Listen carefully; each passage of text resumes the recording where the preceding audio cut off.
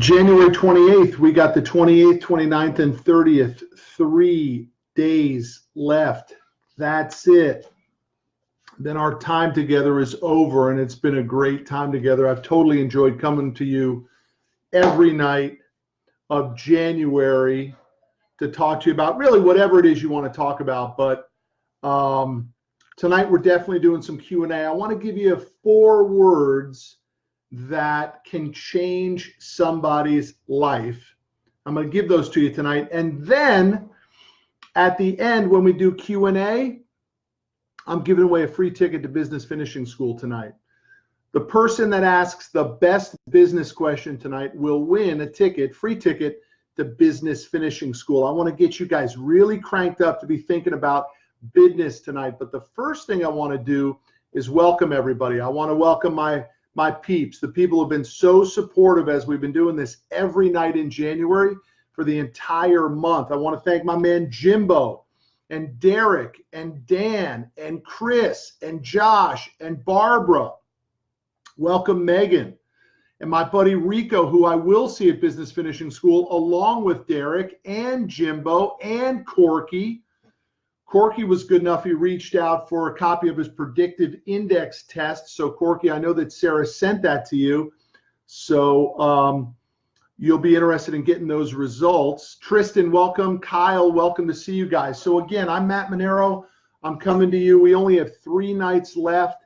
Tonight, I'm going to give you the 4 words that can change somebody's life. And then we're moving to Q&A for business questions. And the best business question of the night wins a free ticket to Business Finishing School.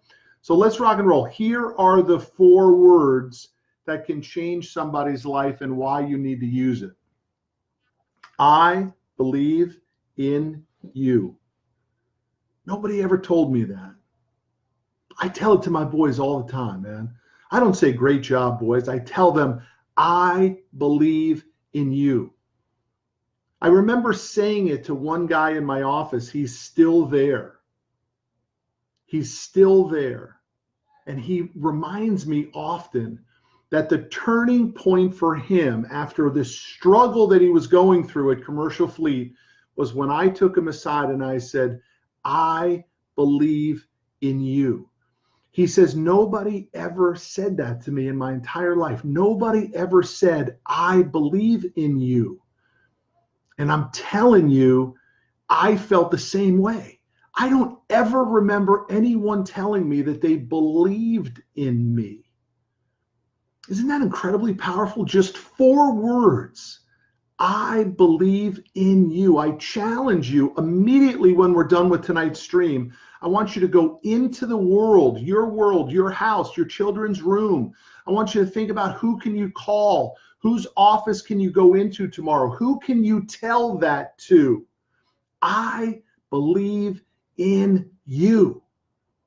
You got talent, man. Maybe nobody's ever told you that you got talent, but I'm telling you now, you've got talent and your job is to spread it by saying, I believe in you.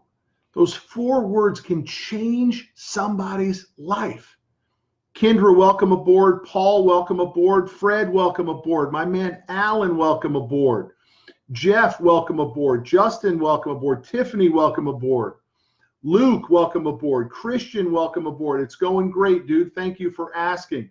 Ronnie, welcome aboard. Chuck, welcome aboard. All is great, guys.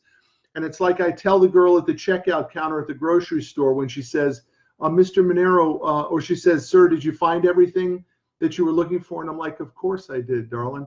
She says, how's your day going? I said, it's great. You know what I'd do if it wasn't? She's like, what? What'd you say? I said, you know what I would do if my day wasn't going great? She's like, what? I'd change it, honey. I'm in charge. It's my lifestyle by design. I'm the one who makes up the rules of whether or not my day is going good, man. I'm not in reactive mode to somebody else's bullshit. I'm in action mode to my lifestyle by design.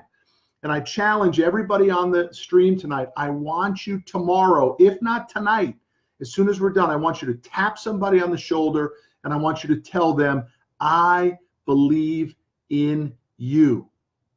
Those words can change somebody's life and you got the power to do it.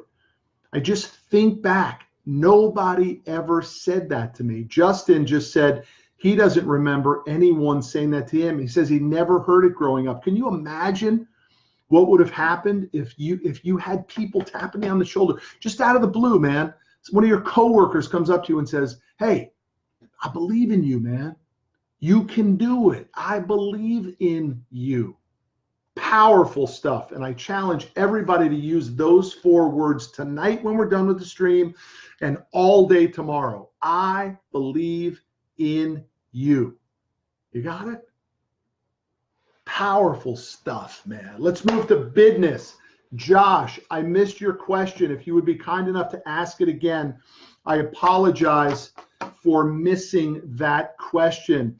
Let me go through the deal tonight. The best business question tonight, I will pick at the end of the stream, will win a ticket to a Business Finishing School, free ticket. If you want to buy another ticket, great.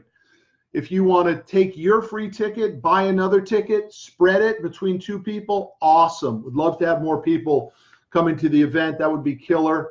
It will be an amazing event, but we obviously want as many entrepreneurs and business-minded people as possible, people who are looking for simplicity, probability, and leverage in their life. The best business question on tonight's stream wins a free ticket to Business Finishing School. That's worth $800, and it's my gift to you. So let's get the business questions flowing. The best business question wins tonight.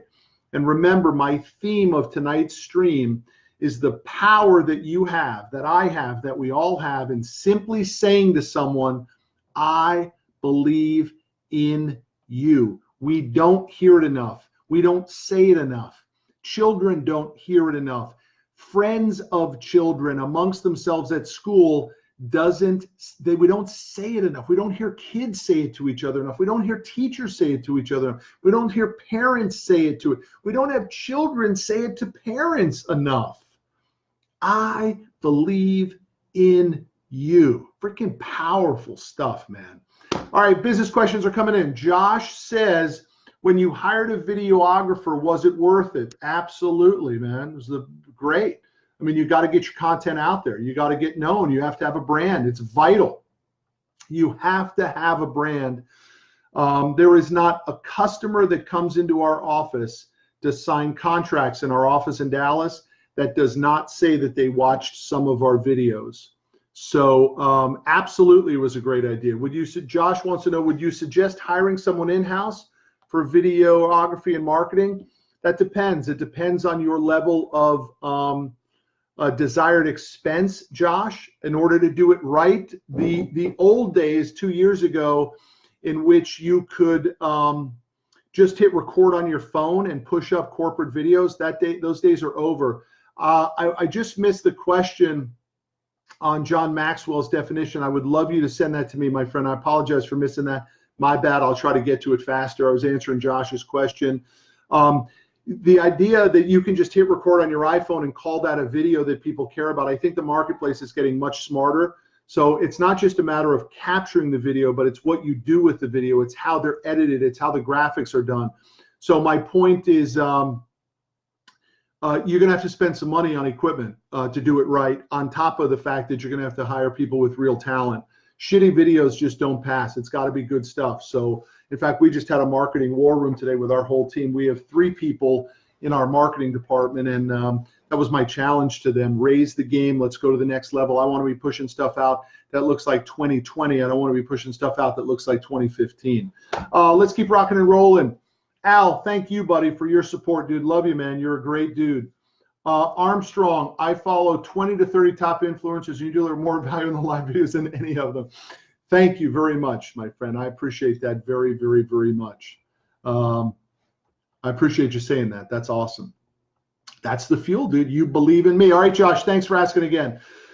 Josh says, John Maxwell defines leadership as influence. With that definition, how do you lead and influence without coming across as manipulative? It's an interesting question.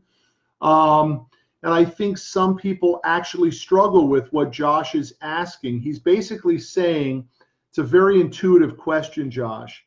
He's saying, how do you influence people without coming across as if you're playing a game with them and therefore manipulating them to get what you want. And I think the reality is, and I've heard Jocko Willink talk about that it's actually a little bit of manipulation. I just don't see it that way, man. I look at people that I lead as humans, as adults, as parents, as husbands, as wives, as children of someone else, as people within the human ecosystem. And I just believe that when you look at people that way and that level of maturity, we just want to talk to people as adults. Dude, I'm not looking to play games with people. Fuck, if I got to play games with the people that I pay, I got the wrong people on my payroll. So the idea of manipulation through playing sort of things that maybe you or me at a higher altitude can understand. I just think leadership is about talking purity with people, treating people as adults and with ultimate respect, and then setting high expectations. And when people can't live up to those expectations, you have every right to say we are no longer a good fit for each other. And you do that through dignity and through respect by treating people as adults. So that's how you remove the manipulation thing. You just look at people as equals and as adults. Okay, let's keep rocking and roll. In an environment where the company is outsourcing and eliminating a lot of internal positions, how would you keep your teams motivated with such uncertainty in the air? Dude, I wouldn't. I would just call it out and say, let me tell you something, guys. The landscape is changing. The platform is changing. Because your people are already thinking that, Michael. It's a great question, but people are going to take care of themselves, my brother. Let's get it straight, man. When push comes to shove, people are always going to look out for themselves over the organization. It's just human nature. And so if you've got a lot of stuff that actually impacts changes that are going on there, potentially impacting how someone's going to pay their bills and take care of their family, my suggestion to you is tell them that. And you ought to be telling yourself that says, if I got all these changes going on, and therefore my team is going to be challenged and potentially worried, dude, they're going to take care of themselves. They're going to start looking elsewhere. I promise you that, my friend. So I would not hide from the truth. I would lay it out and tell them exactly how their futures might play out. So let's keep rocking and rolling. Ryan has asked, Matt, I would love to connect you. I want to talk about equipment, leasing, I sell. Okay, gotcha. Ryan, send me an email. I'll push that email over to my VP of sales, Jim, and Jim will take that from you. It's funny that you mentioned that, and I've had a lot of people, a lot of potential opportunity in that space lately. So there's a lot of competition in that space, but I'd be happy to work with you. But just send me an email, mmonero@cffnationwide.com. I'll get Jim, my VP of sales, involved in that. My man Samuel, the young hustler, says, to lead others, use your head, and to lead others, use your heart. Keeping this piece of leadership advice, at what crossroads do IQ and EQ meet? Does one need to have a precedent over the other? And I'm telling you, man, Samuel asked some great questions for a 18-year-old kid, a high school senior. Adam Webster, great to see you, my partner. Sabrina, nice to see you. Daniel Hodges, welcome aboard. Samuel, the greatest advice I could give you at your age of 18 years old is to begin to develop the skill of non-judgment. I do not want you to see color. I do not want you to see race. I don't want you to see gender. I don't want you to see preferences. I want you to see people for the value that they bring to the organization. The reason that skill set is so important is because at your school, the dorky kid, perhaps one of the least popular kids, will be the next Bill Gates and will be the next Zuckerberg. It's a very good chance that the captain of the football team will end up selling meat out of the back of a truck, and that the homecoming queen will not look very pretty at the 30th reunion. Trust me when I tell you that, my friend. The personality traits in high school are so underdeveloped that they don't even have a sense of reality as to how it plays out. You really don't think that Bill Gates was the most popular guy in high school when he walked around in his Letterman jacket, do you? Of course not. Why? Because nobody wanted to hang out with him. So what was he doing? He was coding in the library, and he turned out to be one of the richest men in the world. So my challenge to you young hustlers, Aaron Chamberlain, love to invite you in. Just tell me what it is that you want to talk about, and I'll bring you on the stream. So my challenge for young hustlers is do not see labels and judgment. Now, specific to EQ and IQ, it's always EQ. EQ always wins over IQ. Period. End of story. Okay? So that is a definite. All right, let's keep rocking and rolling. My man Al says, nobody cares as much as your business as you do. And how do you keep your salespeople as inspired as you're continuing to grow? Dude, you got to be honest with everybody. You got to tell people the truth. You just got to tell people the truth. Make sure that you as their leader are looking out for their best interest, for their family's best interest. If there's going to be a fundamental change in the product offering or the income opportunity, it's your responsibility to lay that out for people. It's absolutely vital. Kendra says, when you have a business partner, they are completely happy with the work they're doing and really, really feel they're making a difference in people's lives, but in your eyes, they just aren't making enough revenue strides. What is the best approach to communicate with them without deflating them? Got to get back to the why. Why are they in it? What's most important to them? And then you together with that person need to set realistic revenue expectations. Let me tell you something. There are a lot of people who will reach a certain income level and they become good. They don't want to go to the next level. And you as the leader have to understand there is a level that is good in that person. In the organization, you need to drive revenues at all times, but certain people in the organization are going to say, I'm good, boss. I don't need to go to the next level. I don't want to go to the next level, but I'm happy here. I like it here. I don't cause shit. I don't talk shit. I'm a player. I'm involved. I care. That's when you've got to say to that person, check. I ain't going to ride you anymore. I'm good with that. It's fine if you're okay with that. You don't always have to be pushing people to the next level because sometimes you can break them. And some people just want to go to a certain level of income and they're going to be okay. That does not mean that I agree with that. Hear me on that. Kendra specifically, that is not that I agree with that. I think it's a very dangerous place to ever say that I'm good. We do not know when two planes are going to hit skyscrapers. We do not know when China is going to want to come into a marketplace and steal market share. We do not know when the government is going to do a shutdown. We don't know what's coming around the corner. So the idea of ever saying I'm good and I'm satisfied, I consider it extremely dangerous. But in a leadership role, there are people who just get to a certain level and say, I'm good. Okay? So that's how I would handle that. Paul Martin says, how do I attract good people to work for me if my business is still too small to offer them benefits? Dude, we didn't offer benefits for a long time in my company, and we found incredible people. You got to comp them on the upside, my brother. If you're hiring people, my buddy Jamie Waite, and if Adam is still on the stream, he'll know exactly what I'm talking. Our partner, Jamie Waite, and my friend Jamie Waite says, if you ask me about benefits in the interview, you ain't getting hired. Dude, you don't want people that are worried about benefits. You want people who are worried about the upside potential. If I bring value to your organization, are you going to pay me so that I can pay for my own benefits? That's how it plays out.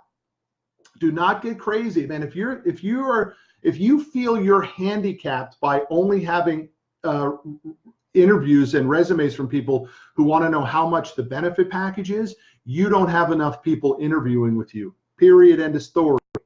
Get back on the street and go find more people to interview. Good question, Paul. I'm writing that down. Let's keep rocking and rolling. Ryan wants to know, all right, Ryan says Hodges is the best. There you go. Tiffany says Jamie is phenomenal. You bet he is. Guys, let me go through the walk down tonight. I'm going to remind everybody of my message and my theme tonight. I want you, when we're off this stream, I want you to go into your children's room. I want you to go to your spouse and I want you to tell them, I believe in you. Those 4 words can change someone's life. You are empowered. You have the ability to say it, and I want you to go do it. And then I want you to, even if you want to go a step further, send me a video of you doing that. I'll share it out. We'll talk about it. I'll pray for you. I'll be happy for you. I believe in you was never told to me when I was growing up, ever. I had to believe it to myself. Now I like to say it to a lot of people. I believe in you right now. What would happen if you walk into your office tomorrow morning and that guy who's struggling on the desk, you know the guy I'm talking about, he's trying, but it's not going. If you tap him on the shoulder and you say, I believe in you, you can do it. You think that might motivate that guy to have a better day? Let's keep rocking and rolling. I'm giving away, for the best question tonight, I'm giving away a free ticket to Business Finishing School. It's $800. For the best business question tonight, I'm giving away a free ticket. Business Finishing School is the event that I'm doing in February in Dallas with my partner, my business partner, Rick Sapio. BFSsummit.com is the link, BFSsummit.com. Tim Story is keynoting. Elena Cardone is keynoting. I'm keynoting at it. Some people that are not household names but are unbelievably connected and powerful. Dr. Ivan Meisner from BNI Group, Rand Stagen from the Stagen Institute. You just need to come to BFS. So if you ask me a great business question, the best business question of the night wins a free ticket to Business Finishing School. It's worth $799. And I would love to see you here in Big D, where I'm coming to you from right now. But it starts with you firing up your business question right now. That's the only way you win. You got to be in it to win it. Judge Graham says, here's my question. How do you handle client concentration? Great question, Judge. It's an absolute trap that so many businesses fall in. At Commercial Fleet, our largest customer is worth 4% of our business. Client concentration is extremely dangerous. What he's referencing here is what happens if 90% of my revenue comes from one customer. I would absolutely challenge you to not let it ever get above 50% of your revenue stream. And even if it's tapping at that, get your sales force going into the marketplace and finding new business, constantly prospecting for new biz. But my buddy Judge Graham was just being nice with his question, because Judge Graham knows exactly what the answer to that is, because he's one successful dude, one successful Dallas dude. Let's keep rocking and rolling. KC says, what's the best pontification when looking to hire a new person? I know always do the PI test, but should you look for experience or personality attributes? Dude, you have to hire on experience because most people suck at training. Most people suck at learning, and the businesses they work in, the companies they work for, suck at training. Not a good combination, right? Dude, you got to hire the best possible people. Greatness. People that have already done the job you're hiring for are the best ones you want to hire for. So where would I do that? I would turn to LinkedIn and I would post your hiring. I would turn to your social media pages and I would post. I would go to your network and I would find people within your network and I would let them know I am hiring. And I'm looking for people for this specific position. And one last thing on the hiring piece, because Casey answered it with the predictive index, the personality testing, absolutely requirement. But the second thing you got to do is you must have a crystal clear job description. Okay. Ryan says, Casey, I'm writing your name down. Ryan says, how do you approach hiring more qualified people than yourself to manage key roles, i.e. COO and possibly CEO, who has a better skill set? It's difficult, dude. Very, very, very difficult. When you're talking about building out an executive management team, it gets very, very, very sketchy, very complicated, and very expensive. I'm going to tell you that I would highly recommend you using an industry-specific recruiter for that. And if you haven't done that process of hiring an executive management team, high level stuff, I would highly suggest you bring on a recruiter. And listen to me, not specifically to fill the position, but to educate you on the process of hiring that level of an employee. There are a lot of things that go into hiring a key level executive management team employee. It's a very, very, very different hire than it is hiring an entry level person to work in your call center or something like that. It's a very different ball game, and you really need to be super sophisticated. And let me tell you why you need to be super sophisticated. Because there are so many scam artists that manipulate employers in the executive management arena. There are literally professional scam artists, people who get a job for a year, get a little bit of a parachute, and go on, and then they wow the next company in the interview process and the reference check. But the reality is they suck at their job. And they are like foxes being led to the hen house. It's very difficult, and you need to develop your skills when you do that. So my challenge to you, by the way, personality testing, and live by the results of the personality test. Let's move on here. Tiffany said, what would you do over the next 90 days to brand yourself and your company if your business is selling real estate as a realtor in order to make the connections to build relationships? I have to tell you, I don't think it is a 90-day deal. I think it's just, it's sort of like saying, how do I make $100,000 in the next 90 days? I can't look at it like that. I can't look at it like that. I look at it as if it's, do I really have the desire to build the personal brand? Because you don't do it in 90 days. You won't make much of a movement in a personal brand arena over a 90-day period of time. It's just not it doesn't work like that. Like, it's a years type of a thing, right? The best guy on this is Vaynerchuk when he shows his early days at Wine Library, and the episodes just click off, and it gets to like episode 2,300 of Wine Library before he even started to get some views on it. So it's really pretty amazing how short-sighted we can be, Tiffany, on what it really takes to build a personal brand. It takes a long, long time of tremendous layers of commitment. So I don't think you're going to get it in 90 days.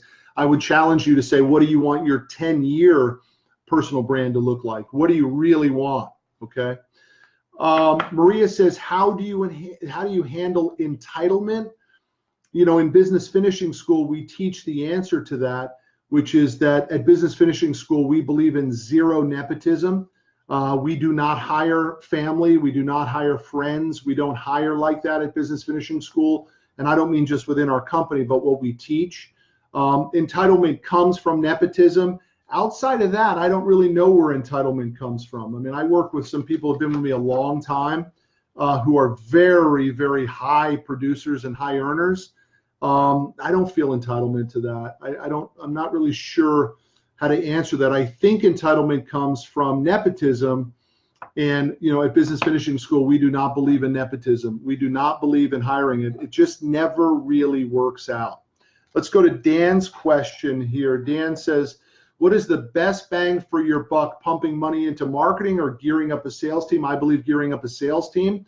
Many people might disagree with that. Maybe ClickFunnels people or Facebook ad people or SEO people might disagree with that. Good. If there's a better way to do it, great. My world, crank up your sales team. Build up your sales team. Give them great leads, great scripting, great training, and get the hell out of their way and let them go to work. Real Allen says, how would you sell without coming off desperate or pushy when you are the one approaching the potential customer? Dude, that's an interesting question. That's an interesting question, Alan Pope. I mean, I don't know. How do you come off desperate? I mean, the only way you come off desperate is if you're desperate, right? That's not your customer's fault or your prospect's fault. If you're coming across desperate, that's your fault, dude. You gotta skill up. You gotta You got to train. You got to work longer hours. I mean, I don't know what that means about if you're coming across as desperate, that's on you, my brother. You gotta not come across as desperate because you can't be desperate, right? Sean Loftus just jumped on. Sean Loftus is probably the greatest sales guy I've ever met about not coming across as desperate. Sean Loftus comes across as the most powerful salesperson that says, sir, it's a take it or leave it proposition, my friend. If this doesn't work for you, I'm perfectly comfortable with it not working for you. And Sean said that when he needed the deals. He doesn't need the deals as much today. We all need deals, but he doesn't need them nearly as much. But Sean was always the guy that said, I've delivered my best possible value to you. You either take it or you leave it. And either way, I'm perfectly fine. Samuel, re-ask your question, please. I missed it. Real Alan, you should come to business finishing school, my brother. We'll help you with that. We'll help you with that question. Let's keep rocking and rolling here because I want to finish on time. Samuel says, keeping in mind EQ over IQ as a leader, does a leader that creates harmony and emotional bonds win over authoritative confidence? Which builds the biggest business? It's a very, very shrewd question, Samuel.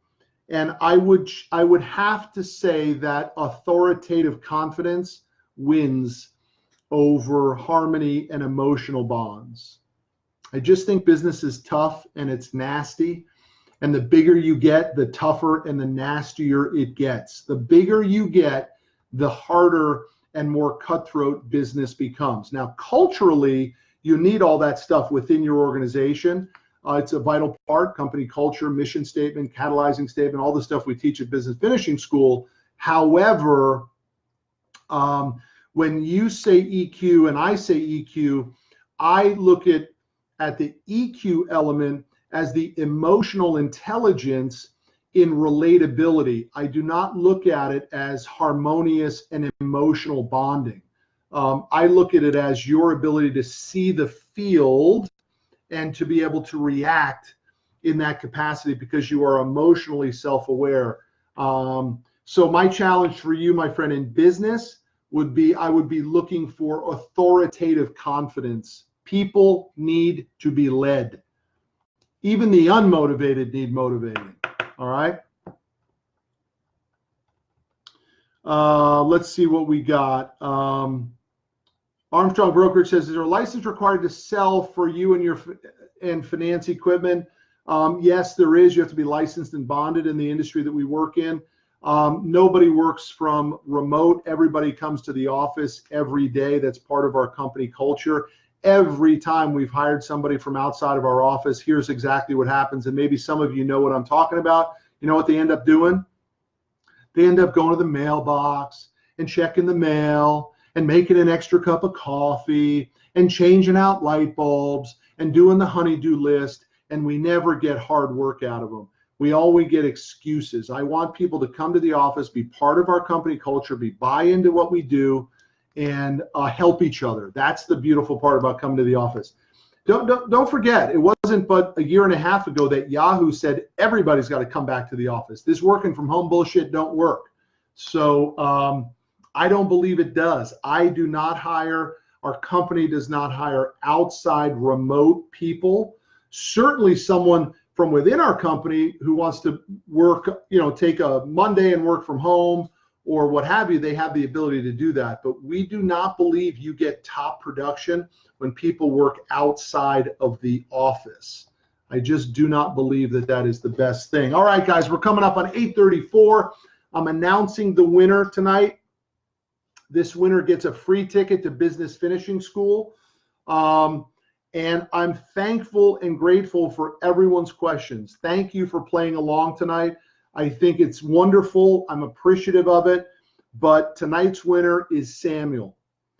Samuel, the 18-year-old hustler who has asked the most amazing questions. Samuel, you are the winner of a free ticket to Business Finishing School. You need to email me at mmonero@cffnationwide.com, mmonero@cffnationwide.com, and I will make sure that Megan from our home office gets you all of the information for you to come to Business Finishing School. I hope tonight was beneficial. I enjoyed it. I loved the questions. I think tomorrow night, you know what we're going to do?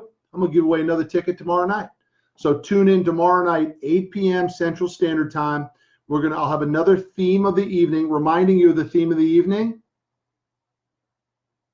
I believe in you.